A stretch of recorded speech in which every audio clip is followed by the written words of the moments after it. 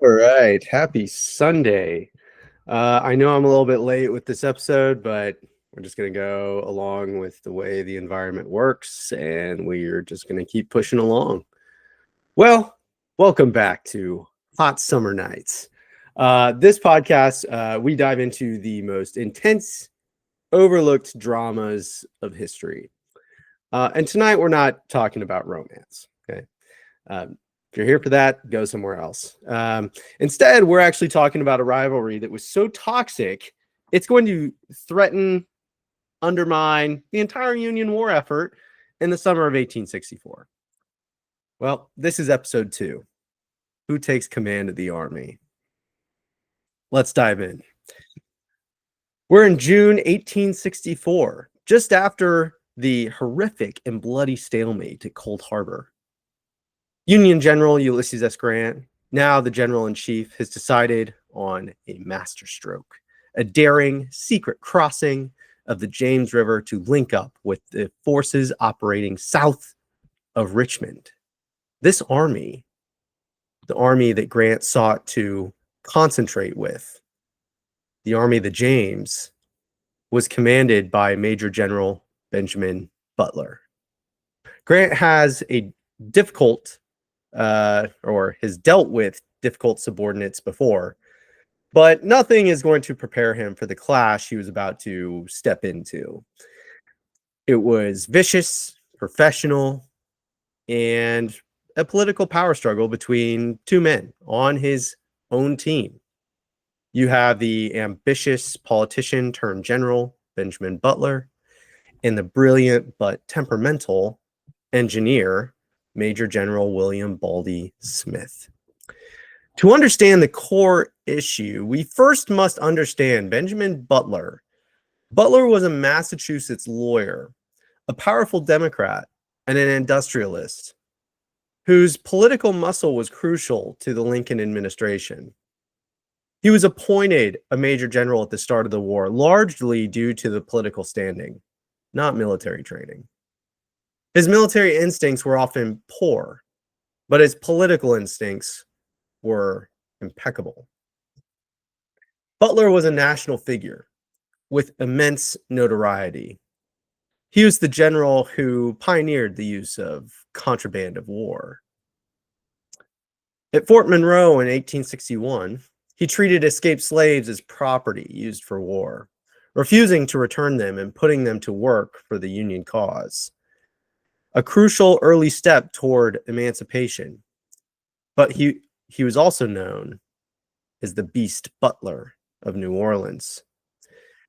His infamous General Order Number 28 earned him a reputation for the harshness that was notorious across the continent. In 1864, Butler is going to be put in command of the Army of the James. His last major effort, the Bermuda 100 campaign, had failed terribly, leaving his forces contained by a smaller Confederate army bottled up on the Bermuda 100 Peninsula. Grant desperately needed to bypass Butler's incompetence, but he could not remove him without provoking a political storm in Washington. Butler was a military liability, but a political necessity. Grant's other key subordinates in this drama, William Baldy Smith, was quite the opposite. A highly respected engineer, a West Point graduate, and a proven battlefield tactician.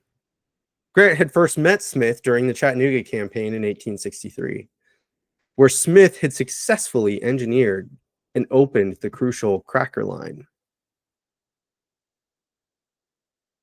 Grant considered Smith one of his most brilliant officers and brought him east in 1864, placing him directly under the command of General Butler.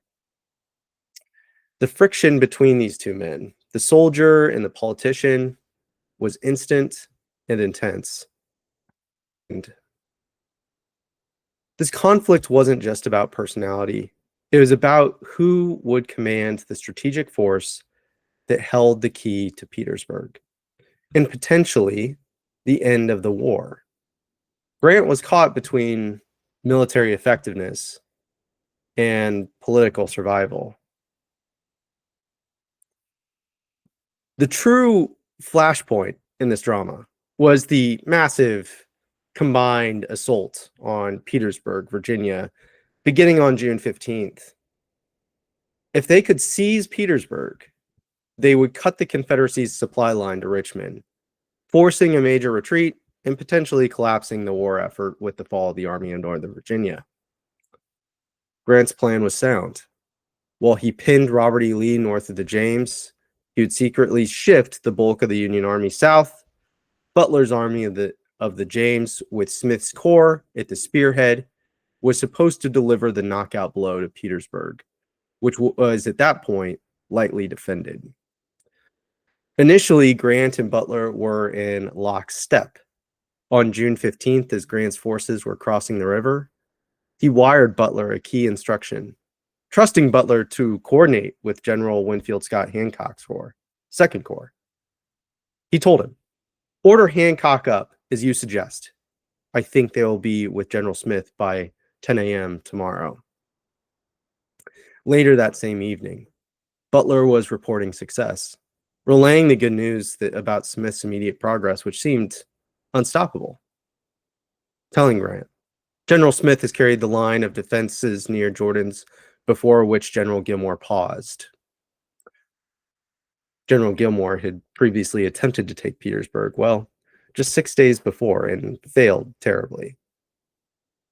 Smith's corps was on the outskirts of Petersburg. The gateway to Richmond was open. The city was lightly defended by a few thousand men under Confederate General P.G.T. Beauregard. Smith's troops easily took a crucial section of the outer lines. But here's the devastating turn. Despite the clear path, General Smith hesitated. He ordered a pause.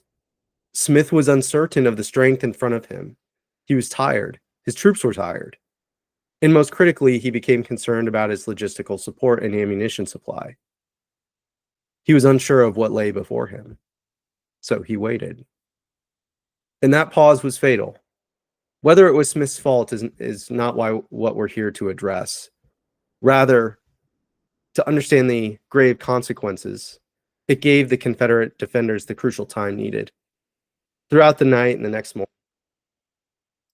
Beauregard desperately scraped together reinforcements and crushed them into the trenches.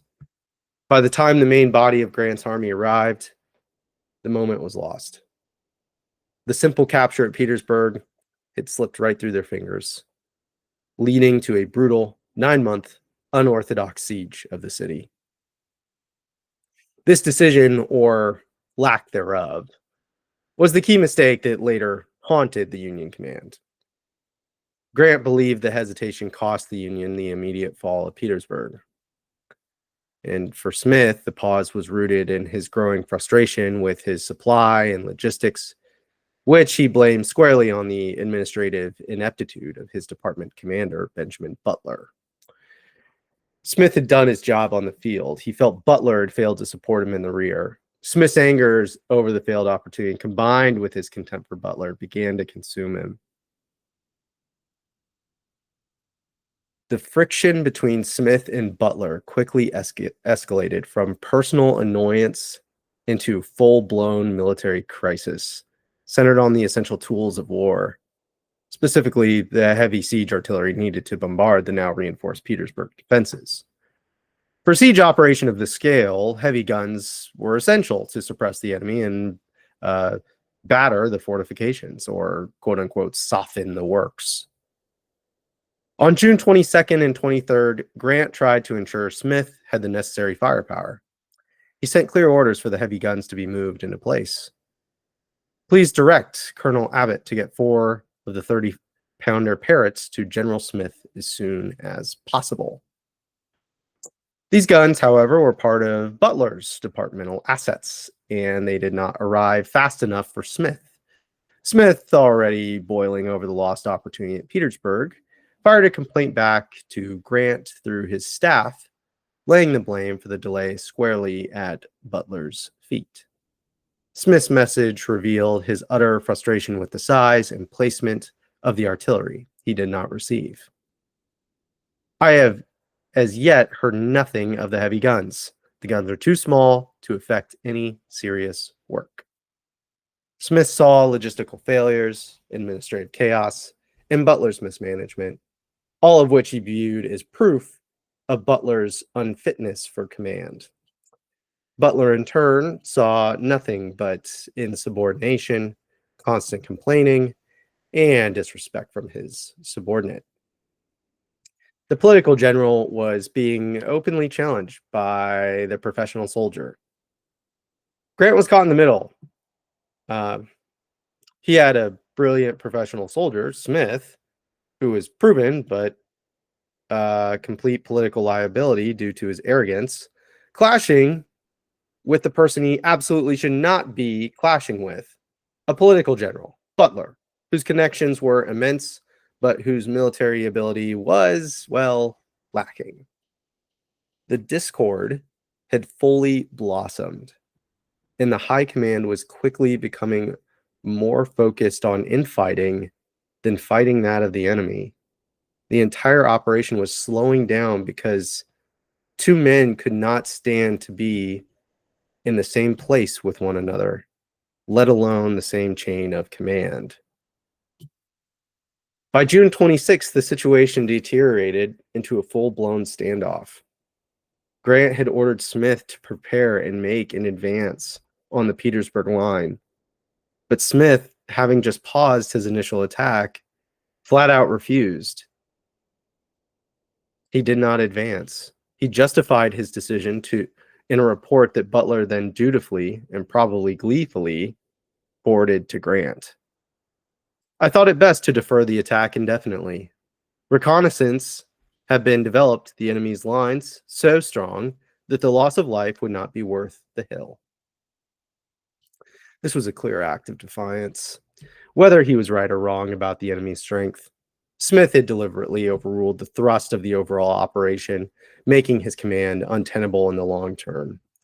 General Butler, who wanted Smith gone and his own reputation restored, was happy to report the lack of action, presenting himself as the obedient general, following Grant's directives. Grant, ever the diplomat in public, handled the situation delicately. He still respected Smith's ability to read the terrain. Grant's response, while polite, showed the bind he was in. He backed down on the advance based on Smith's military assessment, but his words reveal a hesitation to fully trust Smith's motivations. It was on General Smith's report that I ordered the advance. I would not now insist against his judgment. Grant was choosing to trust Smith's military assessment, but the cracks in the overall command structure were widening, and Butler was watching every move, waiting for the opportunity to strike. He knew that if Smith continued to complain and defy orders, Grant would eventually have to choose. Butler's political power bought him protection that Smith's military brilliance could not match. By the start of July, Grant's frustrations had boiled over. He recognized that this poisonous relationship was undermining the entire offensive. He could no longer afford to babysit two quarreling major generals. He turned to the War Department and Major General Henry Halleck, the Army's chief of staff, for relief. In private correspondence, Grant laid out the dilemma, starting by giving Butler a thin sliver of credit for being obedient, but immediately undercutting it with the core issue. I have no difficulty with General Butler, finding him prompt to obey, yet there is a want of knowledge how to execute and a want of temper to develop the good there is in the material he has to operate with. This is a devastating critique from Grant. Obedience without competence is deadly, and in Grant's eyes, Butler was destroying the morale and efficiency of the Army of the James. Grant continued to praise Smith, while clearly stating his intention to separate the two bickering generals. I feared it might become necessary to separate him and General Smith. Grant then gave the highest possible praise to Smith, confirming that militarily there was no comparison, which is why he desperately wanted to keep Smith in a position of authority. Smith is one of the most efficient officers in service, but Butler, not being a soldier by education, is in the hands of his subordinates. Grant's plan was crystal clear. He would remove Butler from effective field command, confining him to administrative duties only, allowing Smith to take the lead in operations. He fully expected Washington to back his judgment. After all, he was general in chief. Unfortunately for Grant, Washington had other ideas. Political connections matter, and General Butler's connections ran deep, including with Secretary of War Edwin Stanton. In a dramatic countermove, the War Department issued orders that appeared to favor Smith, but were designed to protect Butler. Smith was appointed to command the 18th Corps, which was a promotion in scope, but the remainder of the troops in the department were to be under Butler, essentially leaving Butler in a position of political power over Smith and confusing the entire chain of command. This was not the simple separation Grant asked for. It was a bizarre, politically motivated compromise. General Butler was furious, seeing this as an insult and a clear attempt by Smith and his allies to undermine him. He wrote home in a rage, quoting the exact language of the confusing order. I just received an order appointing Smith to command the troops serving under him, and the remainder of the troops in the department to be under me. May the rebels take that order. Butler's outburst reveals the intense political stakes. The army was his power base, and he felt it slipping away. Grant, recognizing this Washington order would only make the command structure worse, and that it was a clear political slap at his authority, stepped in again. This time he didn't ask. He acted unilaterally. I'll take the liberty of suspending this order until I hear again. Grant saved Butler's immediate command structure, effectively rescuing him from the humiliation of the Washington order. But in doing so, Grant began to lose faith in Smith. Smith's constant complaining and aggressive political maneuvering to have Butler removed had become a bigger problem than Butler's lack of military skill. Grant was learning that Smith was a military genius, but a political disaster waiting to happen. The final collapse of trust came not just because of the Butler feud, but because General Smith couldn't stop criticizing everyone. He wasn't just undermining Butler, he was undermining the entire Union high command. Grant's aide, Cyrus Comstock, captured the reality of the situation in his diary on July 2nd. Smith and Butler could not get on with anyone, much less each other. Smith's criticism didn't stop with Butler. He started targeting Grant's entire command structure and strategic planning. A July 11th diary entry notes a widening scope of his complaints and aggressive lobbying. Smith has constantly been talking against Meade, commander of the Army of the Potomac, insisted that General Grant make the change he wished. Smith was now criticizing Grant's other top generals, and worse, challenging Grant's fundamental strategy for the siege. Smith had crossed the ultimate line of military decorum. You can criticize your immediate commander in private, but you cannot successfully criticize the general-in-chief and expect to keep your job. In the end, Grant needed loyalty and cooperation more than he needed battlefield brilliance. Grant's staff, particularly his trusted chief of staff, John Rawlins, were key in documenting Smith's destructive attitude. Rawlins knew that Smith's continued presence threatened Grant's own command. On July 19th, the inevitable happened. Rawlins wrote the final nail in Smith's coffin, confirming the end of Baldy Smith's command to his diary. General Grant today relieved Major General William F. Smith because of his spirit of criticism of all military movements and men. It wasn't incompetence that got Smith fired. It was his spirit of criticism. He was brilliant, but he was politically and professionally impossible to work with. He had failed the ultimate test of command, getting along with your superiors and subordinates. The removal of Smith was a complete political victory for Butler, and he wasted no time in celebrating his vindication. Butler was a survivor, and he fully credited the strength of his political position for his victory over the West Point clique he felt constantly arrayed against him. Butler gloated to his wife in a triumphant letter. From Grant's suspension of that order, he has vindicated me in my military operations. For William F. Smith, the bitterness was total and absolute. He was now a general without command, his promising career ruined, and he lashed out with vicious personal attacks on his commander. Smith's revenge was to resurrect the persistent, politically damaging rumor that Ulysses S. Grant was an alcoholic. Smith wrote a highly inflammatory letter to Senator Solomon Foote, alleging that Grant had a drinking problem that Butler was strategically using against him. He claimed to witness Grant drinking heavily in late June, shortly before the command conflict peaked. About the very last of June, General Grant turned to General Butler and said, "That drink of whiskey I took has done me good." Afterward, he asked for another drink. The accusation escalated from mere observation to an explosive allegation of blackmail and political maneuvering.